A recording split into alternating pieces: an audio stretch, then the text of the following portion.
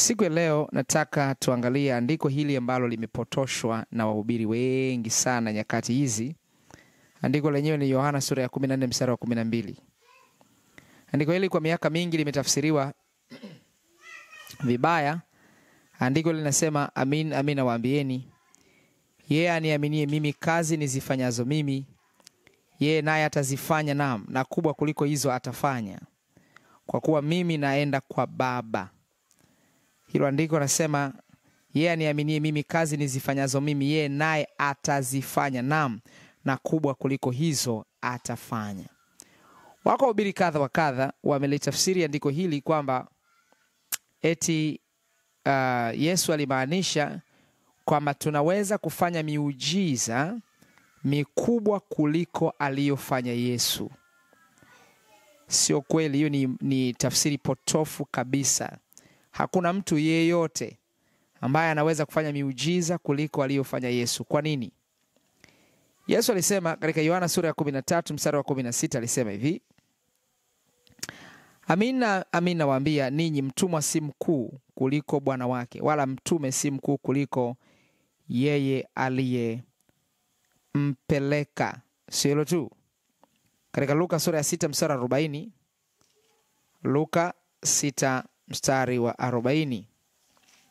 Luka sasa sura ya 6 mstari ule wa 40, Biblia inasema, mwanafunzi hawi mkuu kuliko mwalimu wake, lakini kila mtu ambaye amehitimu hulingana na mwalimu wake.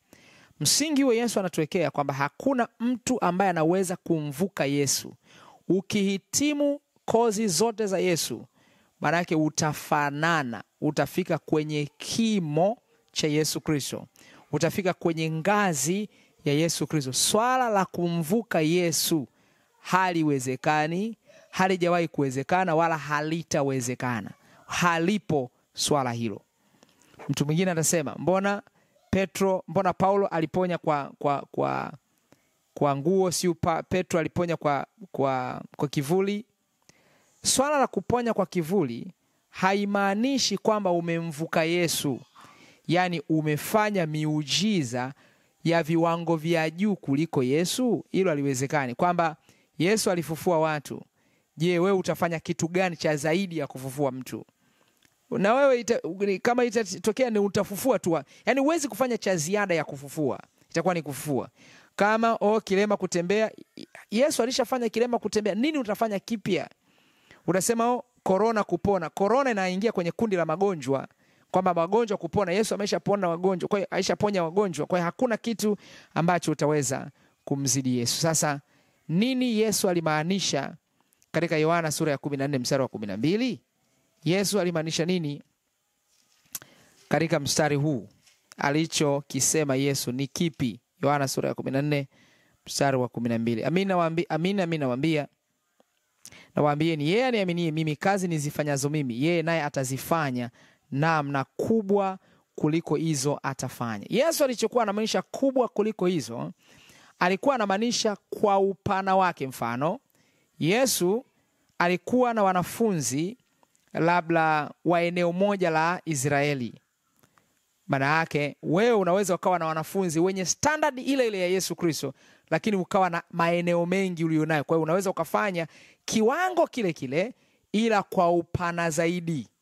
Yesu Kristo alikuwa na wanafunzi wachache, wewe unaweza kuwa na wanafunzi wengi na ukahubiri ukiwa hapa, wengine wakakusikia Marekani, wakakusikia Uingereza, wakakusikia kwa wakati mmoja.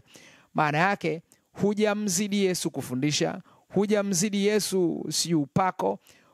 Ulichokifanya, umetengeneza wanafunzi kwa ngazi ile ile ila kwa upana mkubwa.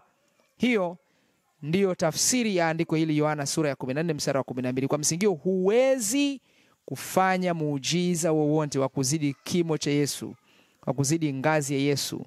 Hakuna fundisho utaleta jipya. Ukizidi umeingia kwenye imani potofu.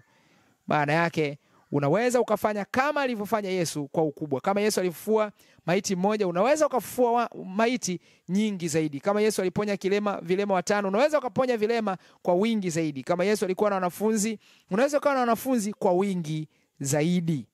Kwa sababu hiyo nimekupa faida ya tafsiri ya andiko hilo. Kama una maswali unahitaji kujifunza zaidi, nambari zangu za simu ni 0759563929 au 0653913735. Mungu akubariki sana sana sana.